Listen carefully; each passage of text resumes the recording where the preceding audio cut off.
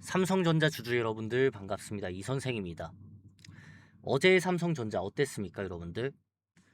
장 초반 빠르게 5%까지 올라가 주었다가 변동성이 엄청나게 발생하면서 마이너스 4%까지 내려왔습니다.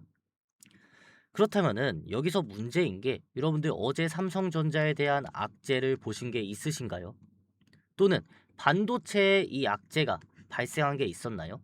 아마 확인을 못 하셨을 겁니다. 왜? 없었으니까. 그런데도 불구하고 삼성전자가 9%라는 변동성을 발생시킨 이유 알아야 되겠죠, 우리가.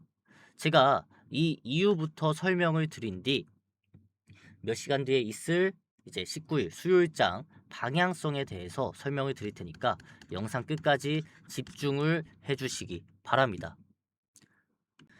일단은 여러분들이 요거부터 좀 확인을 해 보셔야 되는데, 일본이 흔든 미 채권 시장 30년물 금리 19년 만에 최고치를 찍었다라는 기사가 어제 나오면서 말도 안 되는 변동성이 좀 발생을 했습니다. 내용을 좀 살펴보면은 일본의 장기 금리가 2.93%, 30년 만에 최고 수준이다. 이러한 내용이 있었죠. 몇 달 전에 일본의 금리 인상이 되면서 엔캐리 청산에 대한 우려가 발생했을 때 다들 기억하실 겁니다. 외국인들이 계속해서 현물, 주식과 선물, 옵션을 매도하고 안전자산에 투자하는 모습들 다들 기억하실 겁니다. 그 모습이 어제 하루에도 똑같이 나왔다라는 겁니다. 여러분들, 이 채권은 우리가 흔히 안전자산이라고 부릅니다. 그리고 반대로 위험자산, 선물, 주식, 옵션을 얘기하죠. 그러면 실제 이 채권 시장을 먼저 좀 살펴볼까요? 미국의 채권 시장입니다. 어제 어땠죠? 다 일제히 상승이 나왔습니다. 그리고 일본의 금리도 한번 볼까요? 일본 또한 굉장히 많이 올라왔죠. 중간중간 음봉인 모습들도 있지만 가장 중요한 거는 5년부터 40년까지의 이 국채 금리가 빠르게 올라왔다는 겁니다. 보통 이 국제는 1%의 상승만 나와도 엄청난 상승이라고 부르는데 일본 어떻습니까? 굉장히 많이 올라왔다는 얘기죠. 그만큼 위험 자산을 매도하고 이 안전 자산에 투자하려는 움직임이 발생했다는 겁니다. 왜? 금리 인상에 대한 우려가 발생했으니까. 그런데 사실상 이 금리 인상에 대한 우려는 주말 연휴 동안에도 있었죠. 미국과 이란의 전쟁이 지속화가 되면서 이제 60일간의 휴전 협정도 끝이 났습니다. 그러면서 이란이 종전 MOU를 불신한다. 미국과 확전을 준비하겠다라는 내용이 주말에 들리면서 실제 이 국제 유가가 어떻게 됐습니까? 급등이 나오고 그대로 유지가 되고 있죠. 그렇다면은 이 국제 유가 올라가면 어떻게 됩니까? 가격이 인플레이션에 대한 우려가 발생하고 인플레이션은 금리 인상에 대한 우려가 발생하죠. 그러면서 이 두 가지에 대한 금리 인상에 대한 우려가 시장에 빠르게 반영이 되면서 지수는 낮아지고 그리고 삼성전자 주가도 내려갔다는 거죠. 심지어 지금 미국 시장 보셨습니까? 개박살이 났습니다. 마이크론 어떻습니까?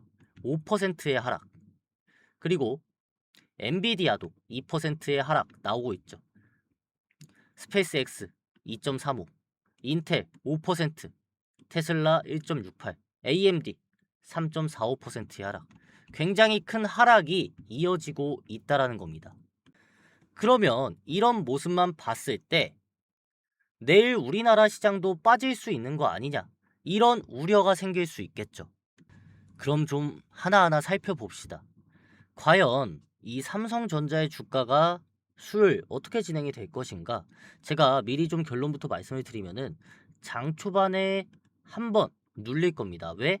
어제의 하락으로 개인들의 투매가 이어질 거기 때문에. 하지만 이 저점에서 다시 한번 외국인들이 물량을 받아주면서 오후장에는 회복시키는 모습으로 이어질 수밖에 없다라고 감히 먼저 좀 말씀을 드리도록 하겠습니다. 그에 대한 근거는 수급에서 살펴볼 수 있습니다. 여러분들, 외국인들이 정말 이 반도체, 삼성전자, SK 하이닉스를 누르려고 했으면은 매수를 했을까요? 아니겠죠. 매수를 하지 않았겠죠. 그리고 증권사도 한번 확인을 해볼까요? 18일입니다, 여러분들. 맥쿼리 증권, CLSA 증권, 시티그룹, JP모건서울, UBS 증권, 물론 골드만삭스와 메릴린치는 매도했습니다. 하지만 맥쿼리 증권 시장이 안 좋았고 코스피에 하락이 발생했음에도 불구하고 287만 주라는 엄청난 매수세를 보여주었습니다. CLSA 증권도 96만 주, 34만 주, 27만 주 굉장히 많은 물량을 외국계 증권사에서 가져갔다고요. 그리고 하이닉스도 한번 확인을 해보겠습니다. 하이닉스는 어떻습니까? 4거래일 연속 외국인들이 매수하고 있습니다. 심지어 하이닉스는 이 프로그램도 매수세를 보여주고 있죠. 증권사도 마찬가지입니다. CLSA 증권, 골드만삭스, 모건스탠리, UBS 증권 4거래일 연속 엄청난 매수를 보여주고 있습니다. 보이십니까, 여러분들? 이 물량들 모두 상위권에 가져가고 있더라고요. 외국인들이 지금 하이닉스에 대해서는 9조를 넘게 썼고 삼성전자에 대해서는 4거래일 동안 11조가 넘는 금액을 투자하면서 계속해서 물량을 장악하고 있다는 겁니다. 그러면 조금 이상하시지 않습니까? 외국인들이 매도하면서 이 코스피 장 초반에 외국인들이 1.1조까지 매수했는데 반도체는 매도 물량이 나온 게 없습니다. 그렇다면은 단 하나죠. 아직도 이 외국인들은 반도체만 원하고 있습니다. 그러면 다른 종목에서 매도가 나왔다라는 거겠죠. 현대차 외국인들 매도했습니다. 삼성전기 외국인들 매도했습니다. LG전자도 외국인들 매도했죠. 두산에너빌리티 외국인들 많은 물량 매도했습니다.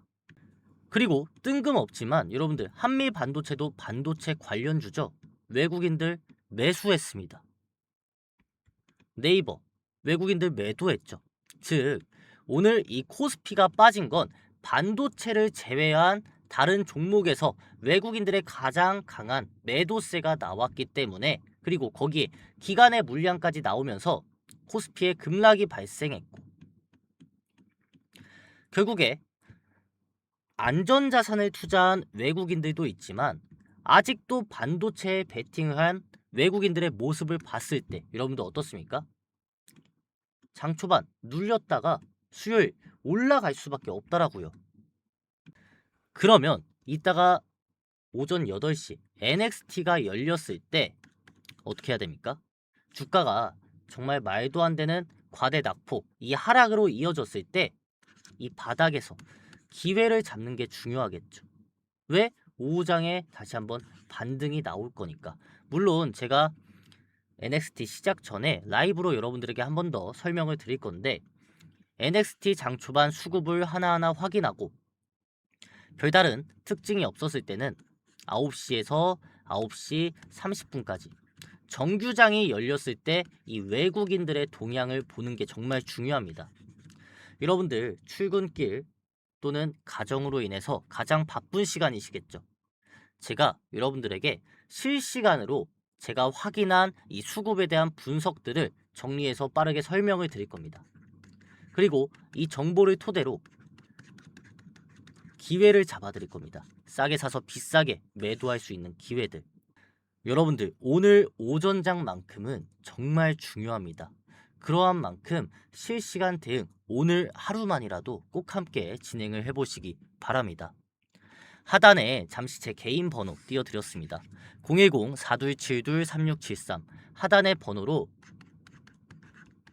삼전이라고 두 글자 문자 한 통 남겨주시면은 많은 삼성전자 주주님들과 함께하는 주주 소통방 입장하실 수 있는 링크 하나 전달해 드릴 거고, 링크 타고 소통방 들어오셔서 제가 드리는 정보들, 대응 방법들, 타점들 실시간으로 받아가셔서 상승 과정에서의 리스크 줄이고 안전하게 수익 챙겨가실 수 있도록 모두 도와드릴 테니까 편하게 삼전이라고 두 글자 문자 한 통 남겨주시기 바랍니다.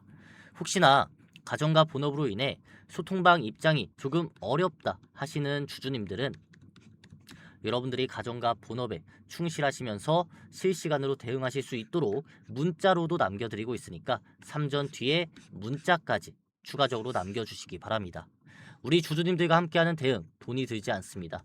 무료로 진행이 되는 만큼 많은 삼성전자 주주님들이 이 영상을 보고 우리와 함께 하실 수 있도록 구독과 좋아요만 한 번씩 눌러주시기 바랍니다. 마지막으로 우리 주주님들을 위해 제가 한 가지 선물도 준비를 해 두었으니까 제가 미리 발굴해 둔 이 코스닥 유망주 빠르게 수익을 가져갈 수 있는 종목인 만큼 영상 끝까지 시청하셔서 선점을 시작해 보시기 바랍니다. 제가 준비한 선물은 지금까지 제 영상을 시청해주신 우리 주주님들, 이번 선물도 끝까지 꼭 확인을 해보시기 바랍니다. 여러분, 시장에는 항상 돈이 먼저 움직이는 순서가 있습니다. 지난 1년 반 동안 보시면 돈은 거의 코스피 대형주로 몰렸습니다. 코스피는 기준점 대비 거의 4배에 가까운 상승이 나왔습니다. 반면 코스닥은 아직 30% 남짓 상승하는데 그쳐 있죠. 여기서 제가 여러분들께 질문 하나 드리겠습니다. 시장의 돈이 평생 이 코스피에만 머물고 있을까요? 절대 그렇지 않습니다. 시장은 항상 새로운 수익을 찾아 이동합니다. 저는 지금부터 그 흐름이 조금씩 바뀌기 시작했다고 보고 있습니다. 한번 보시면 SK하이닉스, 삼성전자, 두산에너빌리티, 하나에어로스페이스 이미 엄청난 상승이 나왔습니다. 결국 시장의 돈은 가장 먼저 안전하고 큰 기업으로 들어갑니다. 그리고 어느 정도 수익이 발생하면 그 돈은 다음 시장으로 이동을 하죠. 여러분들도 기억하시겠지만 반도체가 먼저 움직였고 그 다음은 방산, 조선, 전력, AI까지 계속해서 순환매가 이어졌습니다. 이게 바로 시장의 특징이라는 거죠. 그렇다면은 이미 코스피에 대한 종목들은 엄청나게 상승이 나왔다. 그렇다면은 지금 정부와 시장에서 밀어주려고 하고 있는 이 코스닥은 어떻게 될까요? 한국거래소가 코스닥 밸류업을 본격적으로 지원하겠다 발표를 했죠. 단순히 말만 하는 것이 아닙니다. 코스닥 기업의 밸류업 컨설팅을 확대하겠다. 코스닥 공시 신뢰 강화하겠다. 기관 자금 유입을 명분하겠다. PBR 하이 기업 관리 강화에 들어가겠다. 결국 기관도 들어올 수 있는 시장을 만들겠다라는 겁니다. 즉 코스닥 시장이 좀 더 좋은 기업으로 더 인정받고 부실 기업은 자연스럽게 정리 구조를 만들면서 안전한 시장을 추구하겠다라는 거죠. 그렇다면은 우리가 이 코스닥에 대해서 먼저 준비를 해야 되지 않을까요? 제가 늘 하는 말이 있습니다. 새는 먹이가 보인 다음 움직이는 것이 아닙니다. 먹이가 있는 곳을 먼저 찾아가고, 투자도 똑같습니다. 뉴스가 다 나오고 사람들이 다 좋다고 이야기하면 이미 늦습니다.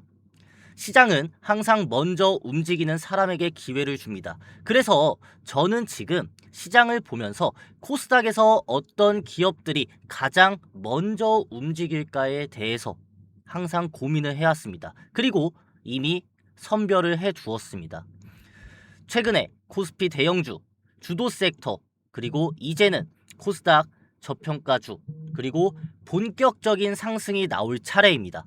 물론 코스닥이라고 해서 수천 개의 종목이 모두 올라가는 게 아닙니다. 결국 시장은 일부 기업에만 돈을 몰아주게 되어 있습니다. 그래서 중요한 것은 어떤 종목을 사느냐가 아니라 어떤 기업의 다음 순환매의 중심이 되느냐, 이 유망주를 찾는 게 가장 중요하다는 거죠. 저는 이미 그 흐름을 계속 추적해왔고 이제는 선별이 완료가 되었습니다. 이미 올라간 종목들이 아닌 앞으로 코스피 대형주와 같은 상승을 보여줄 수 있는 이 코스닥 유망주, 궁금하신 분들 제가 하단에 제 개인 번호 띄워드렸습니다.